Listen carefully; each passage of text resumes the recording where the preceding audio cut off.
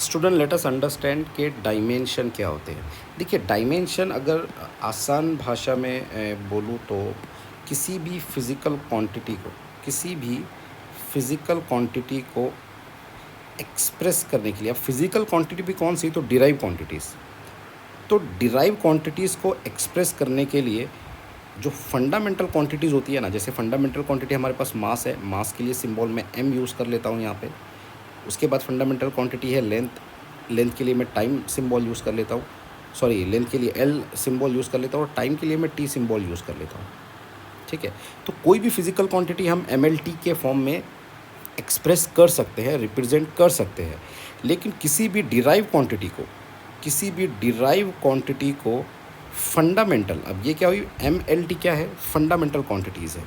तो कोई भी डिराइव क्वांटिटी को फंडामेंटल क्वांटिटी की टर्म्स में एक्सप्रेस करने के लिए हम क्या करते हैं, ये जो फंडामेंटल क्वांटिटीज़ है ना, इनके पावर को रेज़ करते हैं। जैसे m का पावर मैंने x रेज़ किया, l का पावर मैंने y रेज़ किया और t का पावर मैंने z रेज़ किया। तो ये जो पावर्स रेज्ड है ना, इन्हीं को हम डायमेंशंस बोलते हैं। ठीक है, तो मैं यहाँ पे एक बार दोबारा लिख लेता हूँ कि किसी भी डिराइव क्वांटिटी को एक्सप्रेस करने के लिए जो फंडामेंटल क्वांटिटीज़ होती है, जैसे कि मास के लिए m है, उसका पावर मैंने x रेज़ किया, l पावर y और ये t पावर z।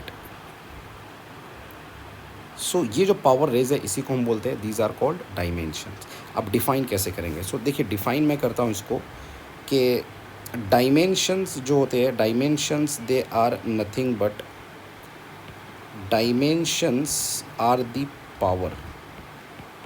ये क्या होते हैं, ये होते हैं पावर्स। पावर भी किसको रेज किए गए, पावर रेज्ड किसको रेज किए, फंडामेंटल क्वांटिटी को। Power raise to a fundamental quantity.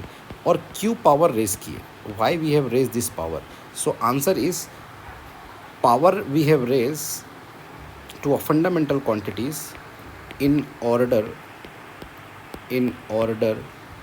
to define or to express कौन सी quantities, derive quantities.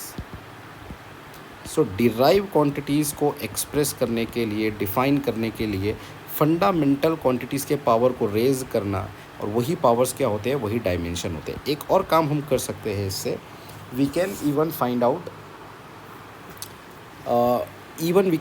out the unit of that derived quantity। Dimension की हेल्प से we can find the unit of that derived quantities।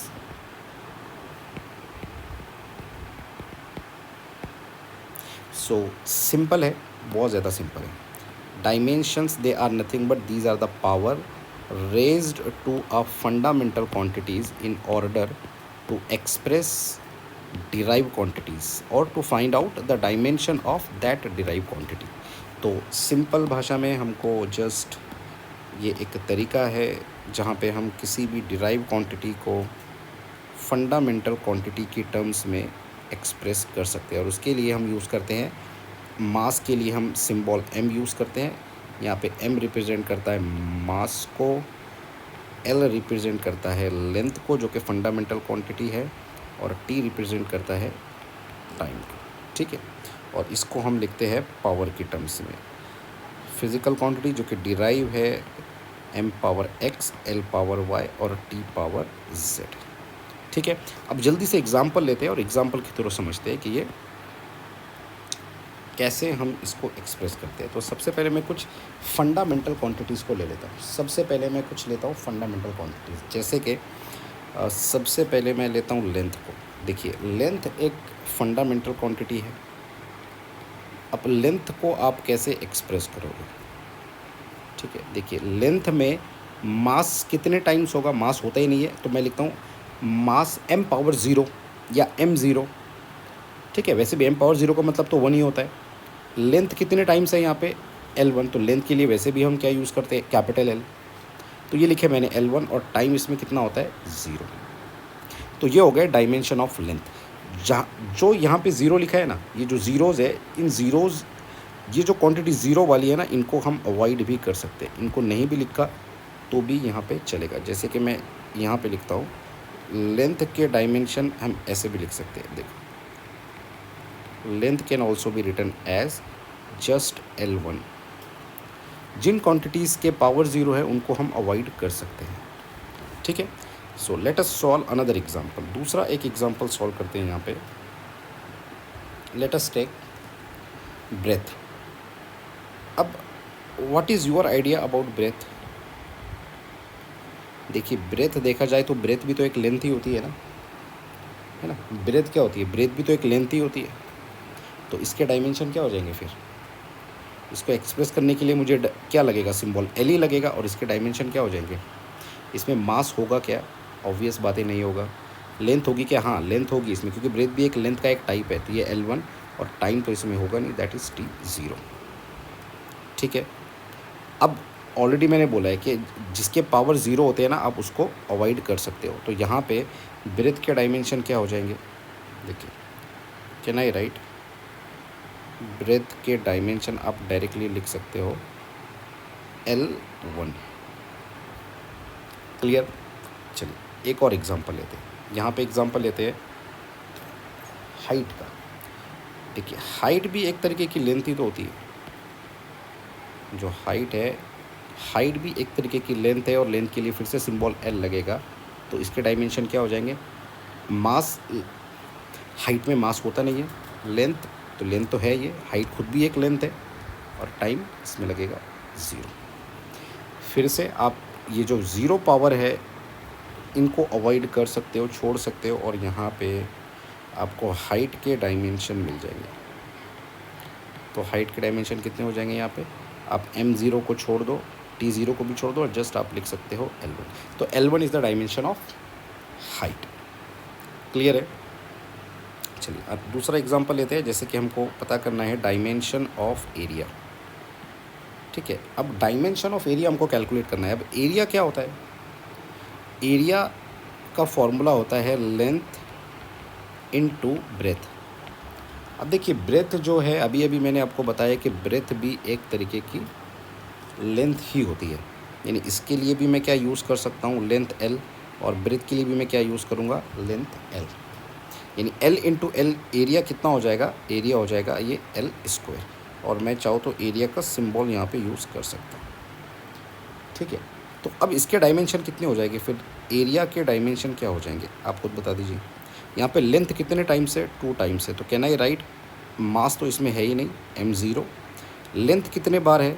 2 बार है। तो यहाँ पे मैं L का पावर 2 रेज कर देता हूँ, that is L⁻², that is L2। और टाइम इसमें है नहीं, दैट इज़ T0। अब चाहो तो फिर से आप पावर ज़ीरो को अवॉइड कर दो यहाँ पर, and you can write dimension of area, it is equals to just L2, ठीक है। अब इसका मतलब भी समझिए। एरिया एक डिराइव क्वांटिटी है, और हमने इसको एक्सप्रेस किया है फंडामेंटल क्वांटिटी की टर्म्स में। ये इस बात को रिप्रेजेंट करता है कि एरिया के अंदर लेंथ 2 टाइम्स है। एरिया के अंदर लेंथ कितनी टाइम्स है? 2 टाइम्स है, ठीक है। Let us take another example. So let us take another example which is volume. So what are the dimension of volume? देखिए, वॉल्यूम क्या होता है? That you know very well, length into breadth into height, ठीक है। सो मैं यहाँ पे लिख लेता हूँ, वॉल्यूम होता है length into breadth into height. फिर से देखिए, लेंथ जो है, लेंथ के लिए आप कैपिटल L यूज़ करते हो, ब्रेथ भी एक टाइप की लेंथ ही है, और हाइट भी एक टाइप की लेंथ ही है। यानी ये क्या हो जाएगा? L³ हो जाएगा। हाइट के लिए मैं H सिंबल फ़िलहाल के लिए यूज़ कर लेता हूँ। तो डायमेंशन, अब देखो, डायमेंशन को स्क्वायर ब्रैकेट में लिखते हैं, ठीक है। इस बात को मत भूलना कि डायमेंशन को लिखने के लिए हम स्क्वायर ब्रैकेट यूज़ करते हैं, ठीक है। सो स्क्वायर ब्रैकेट में ये मैंने लिखा है dimension of H is equals to, I will write, अब यहाँ पे मास तो है नहीं, ये आ जाएगा M0, ठीक है। L कितने बार है? हाइट में लेंथ कितने टाइम्स है? 3 टाइम्स है, और टाइम इसमें है नहीं, T0। अब फिर से पावर ज़ीरो को यहाँ पे इग्नोर कर सकते हो and you can just write कि हाइट के डायमेंशन क्या होंगे, जस्ट स्क्वायर ब्रैकेट में L3. So these are the dimension of height. चलिए दूसरा और एक एग्जांपल सॉल्व करेंगे जहाँ पे हम डिस्प्लेसमेंट, पहले डिस्टेंस लेते हैं. चलो डिस्टेंस के डायमेंशन आप बताओ तो जल्दी से. What will be the dimension of distance? Distance के डायमेंशन क्या होंगे स्क्वायर ब्रैकेट में? अब डिस्टेंस क्या है, ये भी एक लेंथ है, तो डिस्टेंस के डायमेंशन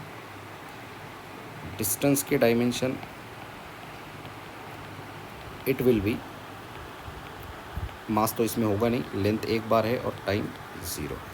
ठीक है, you can also write distance के dimension it is equals to, sorry m लिखेंगे नहीं, पावर 0 वाले को हम छोड़ देते हैं यहाँ. ठीक है, ये पावर 0 है, इसको आप इग्नोर कर दो. You can just right L1. ठीक है, अब सिमिलरली डायमेंशन के डिस्प्लेसमेंट क्या होंगे? What are the dimension of displacement? तो डिस्प्लेसमेंट भी देखा जाए तो एक तरीके की लेंथ ही है. ठीक है, तो इसके डायमेंशन भी क्या होंगे, लेंथ के बराबर, यानी डायमेंशन हो जाएंगे. मास नहीं होता है डिस्प्लेसमेंट में, लेंथ एक बार है और टाइम है ही नहीं, time 0. Now ignore this 0 terms, you can just write के dimension of displacement it can be written as, dimension of displacement can be written as just L1, square bracket में L1. ठीक है, let us take another example. so time के sir, चलो मास का dimension लिखते हैं. ठीक है, मास के डायमेंशन क्या होंगे, स्क्वायर ब्रैकेट में आई विल राइट मास. तो मास के डायमेंशन, अब मास के लिए सिंबल हम कैपिटल M यूज़ करते हैं. तो स्क्वायर ब्रैकेट में मास कितने टाइम्स है, मास में एक ही बार है, लेंथ इसमें है नहीं तो L0, और टाइम भी नहीं है तो टाइम इज़ 0. नाउ अगेन जो 0 टर्म्स है, जो टर्म 0 है उसको आप इग्नोर कर सकते हो and you will write dimension of mass it is equals to in square bracket just M1. देखिए दोनों तरीके से लिखना करेक्ट है, M1 L0 T0 या फिर जस्ट M1, दोनों तरीके से लिखना बिल्कुल करेक्ट है. Okay, now let us take another example. I will take time, example number 9. देखिए टाइम, अब टाइम के अंदर आपको पता है टाइम के लिए क्या सिंबल है, टाइम एक फंडामेंटल क्वांटिटी है, टाइम के लिए सिंबल हम यूज़ करते हैं कैपिटल T. तो टाइम के डायमेंशन क्या हो जाएगी, टाइम के अंदर मास होता ही नहीं है, लेंथ होती नहीं है, जस्ट टाइम होता है T1. ठीक है, now ignore these terms, you will get dimension of time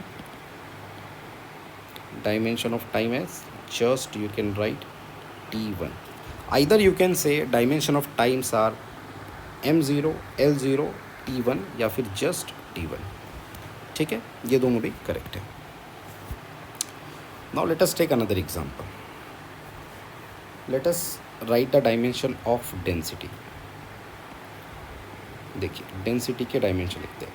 तो सबसे पहले जो फिज़िकल क्वांटिटी के डायमेंशन आप पता कर रहे हो ना, उसका फॉर्मूला आपको पता होना ज़रूरी है. ठीक है, तो डायमेंशन ऑफ डेंसिटी, ये क्या, बाय द वे डेंसिटी का फॉर्मूला क्या होता है, डेंसिटी क्या होता है, मास अपॉन वॉल्यूम, है ना. सो can I write dimension of density will be dimension of mass divided by dimension of volume.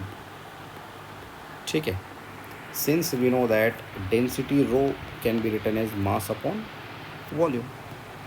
ठीक है, सो डेंसिटी के डायमेंशन मैं कैलकुलेट करता हूँ, density rho it can be written as dimension of mass divided by dimension of volume. अब mass के dimension अभी अभी हमने कैलकुलेट किए, देखिए ऊपर मास के डायमेंशन क्या होते हैं, जस्ट M1, या चाहो तो आप लिख सकते हो इसको M1 L0 T0, ऐसा भी लिख सकते हैं. ठीक है, वॉल्यूम के डायमेंशन, अब देखो मैं थोड़ा सा इसको शॉर्टकट में लिखने की कोशिश करता हूँ. डायमेंशन ऑफ मास क्या है, जस्ट M1 है, पहला वाला भी सही था, M1 L0 T0.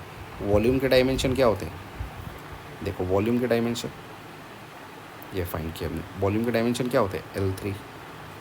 ठीक है, तो यहाँ पे मैं रख देता हूँ न्यूमरेटर में L3.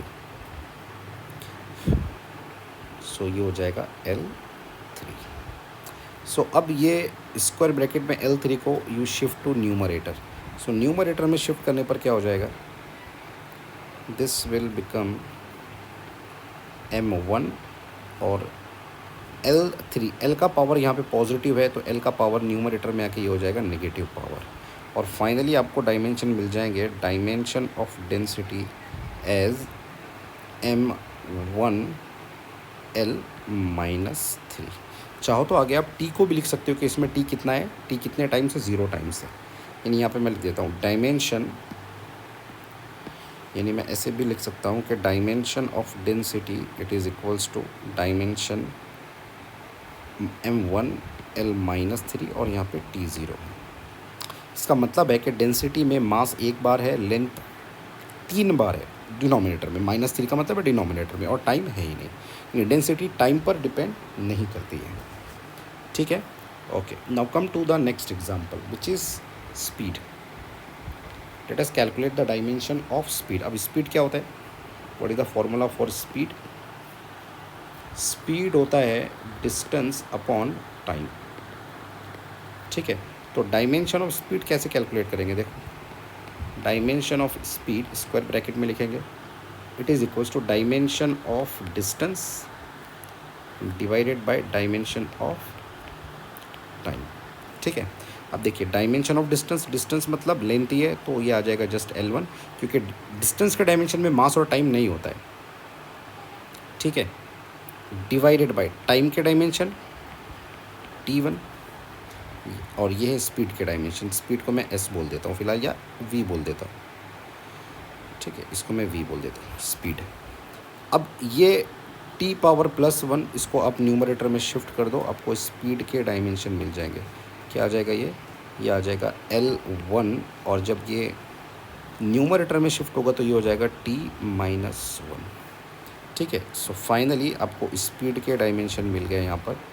देखिए इसमें मास है ही नहीं तो आप चाहो तो लिख लो, मास है ही नहीं, दैट इज़ M0, लेंथ कितना है L1 और T-1। इसका मतलब ये होता है कि स्पीड में लेंथ एक बार है और टाइम एक बार है डिनोमिनेटर में, ठीक है।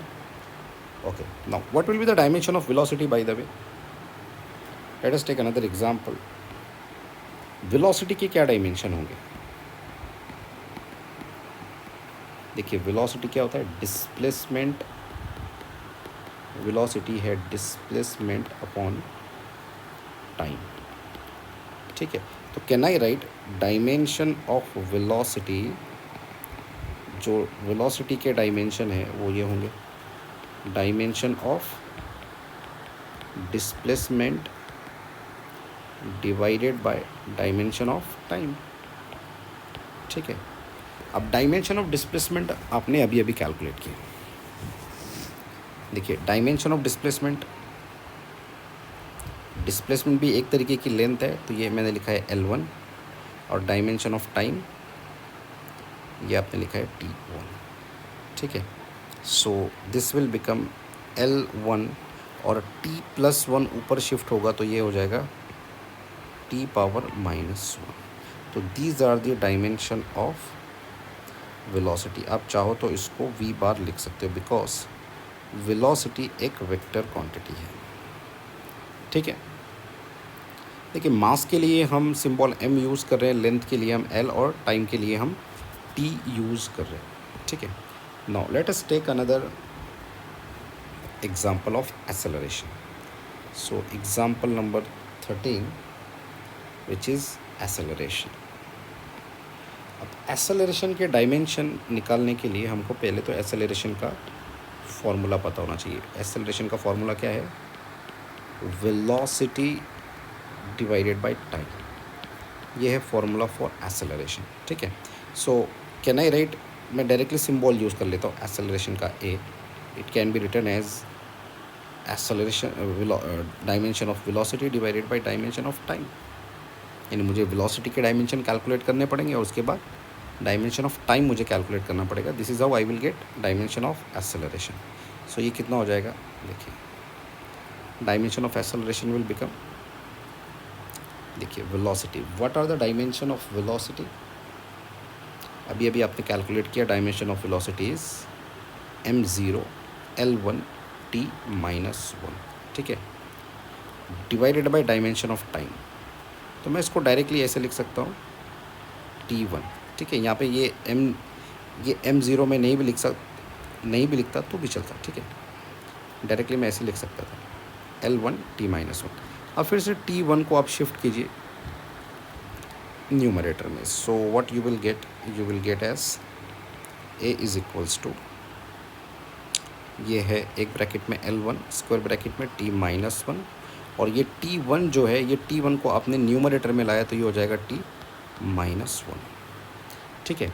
नाउ लुक एट दिस, ये t माइनस वन और ये t पावर माइनस वन। सो इस रूल को आप थोड़ा सा याद कीजिए। अगर ऐसे है a power x multiplied by a power y है, तो दोनों पावर का क्या होता है, दोनों पावर का एडिशन हो जाता है x प्लस वाई। यानी अगर ऐसे होता a power minus one multiplied by a power minus one, तो ये क्या हो जाता a का power minus one plus minus one, ठीक है। यानी कितना हो जाता a का power minus one, that means it has become a power minus to, ठीक है। तो यहाँ पे वही है, t का पावर माइनस वन है और t का पावर माइनस वन है, यहाँ पे मल्टीप्लिकेशन का साइन है। So this will become a is equals to l power one, m तो यहाँ पे ज़ीरो है तो m ज़ीरो लिख सकता हूँ मैं यहाँ पे, l पावर वन और t पावर कितना आ जाएगा माइनस टू। या तो चाहो तो आप m ना भी लिखे तो you can directly right L1 और t power minus two in square bracket. These are dimension of acceleration. I hope ये आपको समझ में आ रहा है। साथ ही साथ एक और काम भी करते हैं हम, वेलोसिटी का SI यूनिट भी कैलकुलेट कर लेते हैं, ठीक है। अब ये काम करते हुए चलते हैं। अब देखिए डिस्प्लेसमेंट को हम कैसे कैलकुलेट करते हैं। डिस्प्लेसमेंट के लिए हमारे पास है मीटर, सिंबल है m, और टाइम को हम SI यूनिट में कैसे कैलकुलेट करते हैं, सेकंड। तो SI यूनिट जो हो गया, SI unit of velocity, SI unit of velocity ये कितना हो गया, मीटर पर सेकेंड, ठीक है। सिमिलरली अब एक्सेलरेशन का SI यूनिट हम पता कर लेते हैं, यहाँ से फॉर्मूले से हम डायरेक्टली पता कर लेते हैं, ठीक है। So what will B SI unit of acceleration A। तो कितना हो जाएगा एक्सेलरेशन का SI यूनिट, कितना हो जाएगा, वेलोसिटी आप कैसे कैलकुलेट करते हो, metre per second divided by, और टाइम को सेकेंड में। So after solving this you will get metre per second square. So this is the SI unit of acceleration, ठीक है। साथ ही साथ हम SI यूनिट भी कैलकुलेट करते हुए चलते हैं सारी फिजिकल क्वांटिटीज़ की। So let us take another example of dimension. अब हम सबसे इम्पॉर्टेंट क्वांटिटी के डायमेंशन पता करेंगे, दैट इज़ फोर्स। ये फोर्स हमको बहुत ज़्यादा काम में आने वाली क्वांटिटी है। अब फोर्स का फॉर्मूला बाय द वे होता है मास इनटू एक्सेलरेशन, ठीक है, मास इनटू एक्सेलरेशन। सबसे पहले पता कर लेते हैं इसके SI यूनिट्स। सो इसका फोर्स का जो SI यूनिट है, एक तो आपको पता ही है न्यूटन है, ठीक है, एक तो आपको पता है न्यूटन है, लेकिन अभी दूसरा मैं कैलकुलेट कर रहा हूँ। देखो मास को हम कैसे एक्सप्रेस करेंगे, kg में मल्टीप्लाइड बाय, और एक्सेलरेशन का यूनिट अभी भी आपने कैलकुलेट किया, SI यूनिट कितना है, मीटर पर सेकेंड स्क्वायर। यहाँ पे देखिए metre per second square. So let me right here, मैं लिखता हूँ मीटर पर सेकेंड स्क्वायर। सो SI यूनिट आपके पास दो आ गए, एक तो न्यूटन तो है ही, और दूसरा है kg metre per second square. यहाँ पे मैंने हाइफन को यूज़ कर लिया बिकॉज दो यूनिट यहाँ पे मल्टीप्लाई हो रहे हैं, ठीक है। Now let us calculate the dimension. Let me calculate the dimension. So dimension of force का सिंबल मैं यूज़ कर लेता हूँ। फोर्स के लिए F, ये किसके बराबर होगा, पहले आपको चाहिए dimension of mass multiplied by dimension of acceleration A। तो मास के यहाँ पे डायमेंशन आप रख दीजिए, एक्सेलरेशन के डायमेंशन रख दीजिए, you will get dimension of force. So dimension of force it will be equals to, mass के डायमेंशन क्या होंगे, just m1 multiplied by acceleration के डायमेंशन क्या होंगे, अभी अभी आपने कैलकुलेट किए L1 t minus to. Solve कीजिए इसको, यू विल गेट फोर्स के dimension it will be equals to, कितना हो जाएगा, मास यहाँ पे m1, यहाँ पे है L1 क्योंकि यहाँ पे मास है ही नहीं, और ये हो जाएगा t minus two. So these are the dimension of force. This is very very very important. ये एक बहुत ज़्यादा इंपॉर्टेंट डायमेंशन है, ये हमको हर जगह काम में आने वाले। You have to remember this, ये आपको याद रखना ही चाहिए। Dimension of force is m1l1t-2। ठीक है, let us proceed toward next example. So हमारा जो अगला एग्जाम्पल है वो है मोमेंटम, एग्जाम्पल नंबर 15, और ये है मोमेंटम। अब देखिए मोमेंटम क्या होता है। मोमेंटम, अब जस्ट मैं फॉर्मूला बताता हूँ, I will not tell you the concept. Product of mass and velocity, mass और वेलोसिटी का प्रोडक्ट ये मोमेंटम होता है। तो सबसे पहले पता करते हैं इसका एसआई यूनिट। तो एसआई यूनिट पता करने के लिए इसका जो सिंबल होता है वो होता है पी। ठीक है, अब देखिए एसआई यूनिट क्या हो जाएगा इसका। मास को आप मेज़र करते हो केजी में, और वेलोसिटी का जो यूनिट होता है वो क्या होता है, मीटर पर सेकेंड। अब ये भी अपन ने कैलकुलेट किया। सो फाइनली मोमेंटम का जो एसआई यूनिट है वो क्या हो जाएगा, KG metre per second. Clear. Now let us calculate the dimension. अब डायमेंशन, मोमेंटम का जो सिंबल है वो होता है P. So I will write dimension of momentum in square bracket P is equals to, mass के लिए सिंबल यूज़ करते हैं small M, dimension of mass multiplied by dimension of velocity. तो देयरफॉर डायमेंशन ऑफ मोमेंटम कितना हो जाएगा, this is equals to mass के dimension m1, l है नहीं यहाँ पे, टी भी नहीं है इसलिए मैंने लिखा नहीं है। ठीक है, और वेलोसिटी के dimension l1t-1। So that's it, इसको सॉल्व कर लीजिए, you will gate m1 l1t-1। These are the dimension of momentum. Clear है? Come to the next example, that is example number 16. So यहाँ पे जो quantity है वो है work. अब देखिए work क्या होता है, what is work? Work is nothing but it is the product of force and displacement. Force multiplied by displacement, ये क्या होता है, यही होता है work. ठीक है, so let us calculate the SI unit first. अब देखिए वर्क और एनर्जी एक ही होता है। वर्क या फिर आप बोलो एनर्जी, दोनों एक ही बात है, because work is nothing but energy, that you know very well. Work is nothing but it is energy. तो वर्क और एनर्जी के डायमेंशन बिल्कुल सेम होंगे। ठीक है, तो सबसे पहले मैं एसआई यूनिट निकाल लेता हूँ। देखिए एसआई यूनिट, तो एक ऐसा यूनिट आपको ऑलरेडी पता है, मैं दूसरा निकालता हूँ यहाँ से। फोर्स, फोर्स को कैसे आप मेजर करते हो, फोर्स को आप न्यूटन में मेजर करते हो और डिस्प्लेसमेंट को मीटर में। तो न्यूटन मीटर ये एक यूनिट है।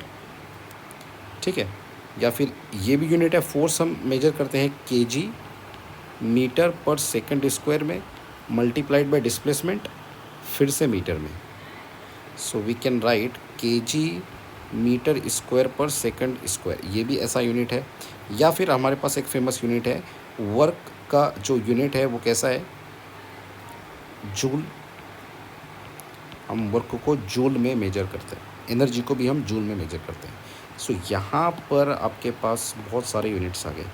एक तो है न्यूटन मीटर, या तो फिर ये वाला यूनिट केजी, लेकिन सबसे ज़्यादा जो यूनिट हम यूज़ करते हैं ऐसा यूनिट हमारा ये है joule.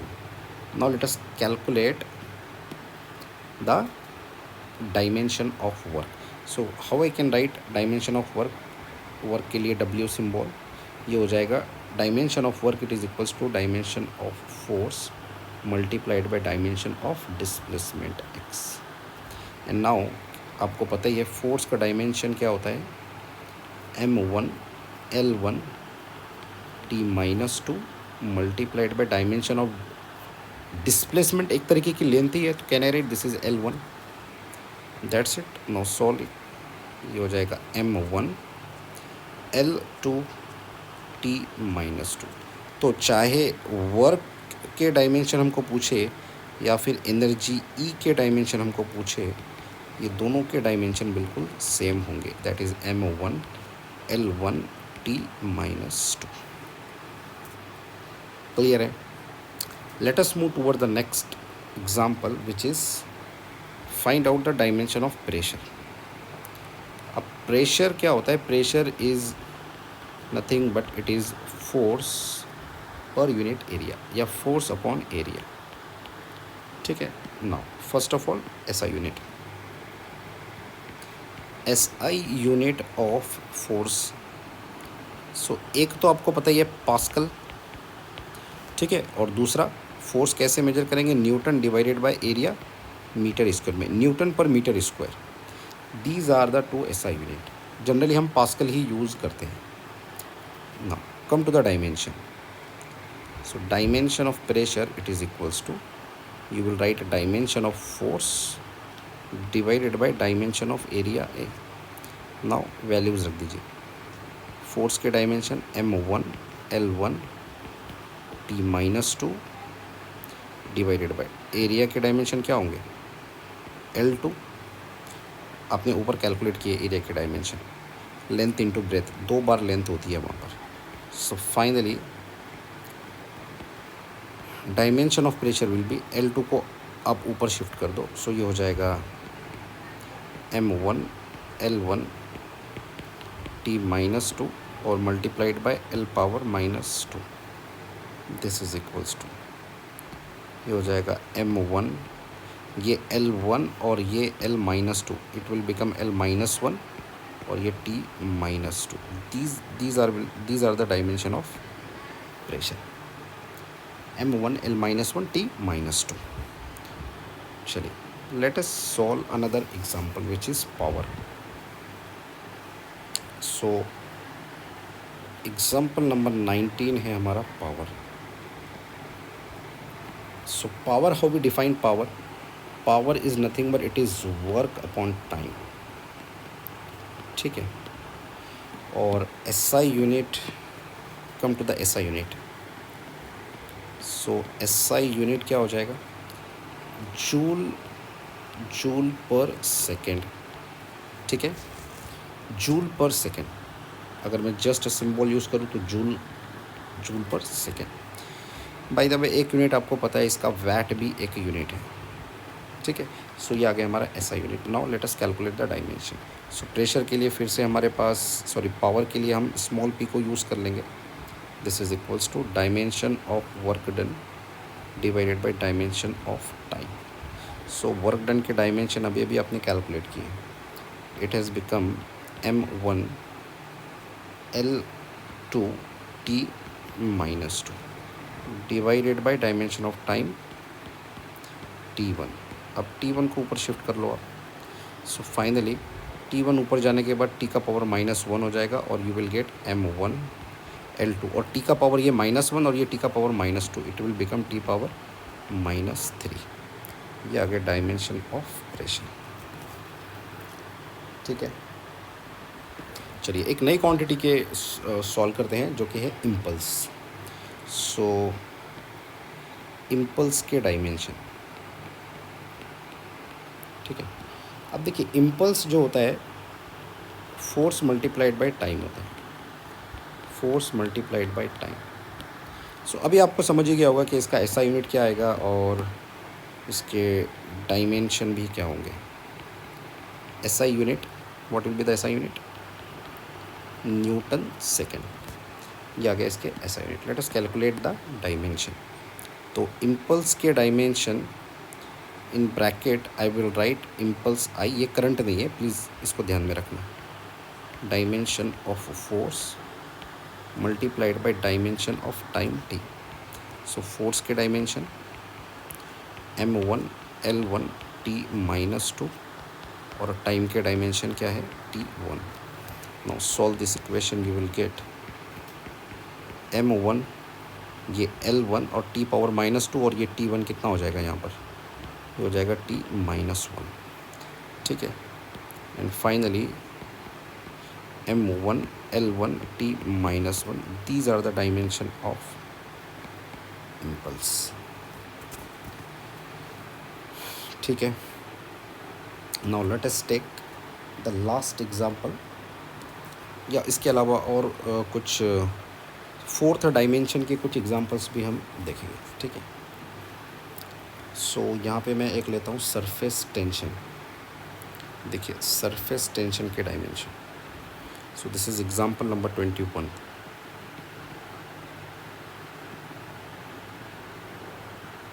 Example number 21, surface tension.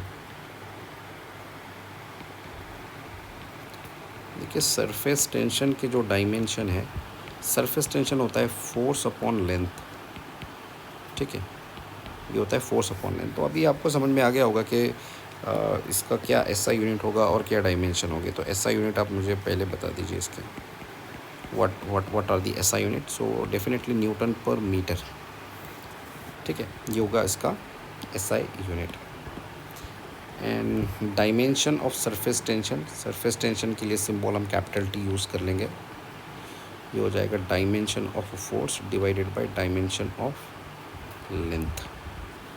So finally you will gate m1 l1 t minus 2 divided by dimension of length that is l1। अब ये l1 से l1 कैंसिल कर दीजिए यहीं पर, and finally you will get it is m1 l0 t minus 2।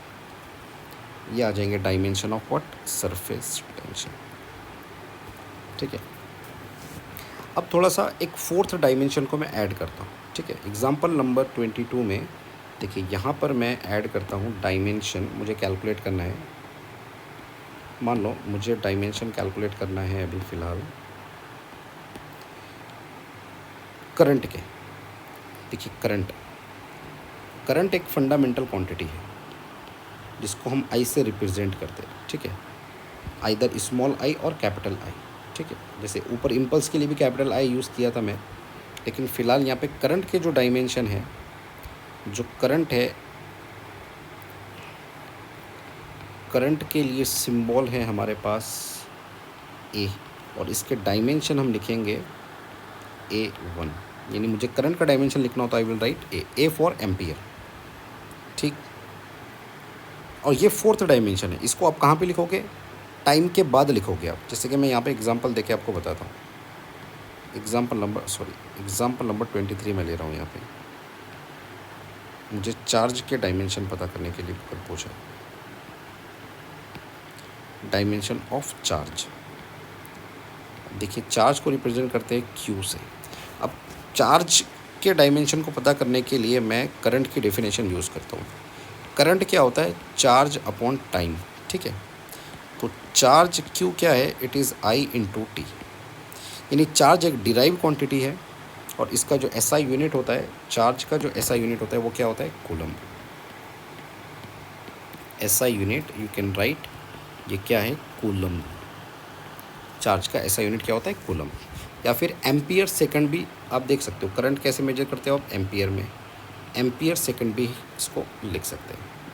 अब dimension हम charge के कैसे पता करेंगे, ध्यान से देखो। Dimension of charge I will write this is equals to dimension of I, dimension of current multiplied by dimension of time, ठीक है। अब करंट के डायमेंशन क्या होते हैं, मास इसमें है नहीं m0, लेंथ इसमें है नहीं l0, टी इसमें है नहीं t0, and I will write last में टाइम के बाद मैंने लिखा है a1, दैट इज़ ये करंट के डायमेंशन है, और ये आ जाएगा t1।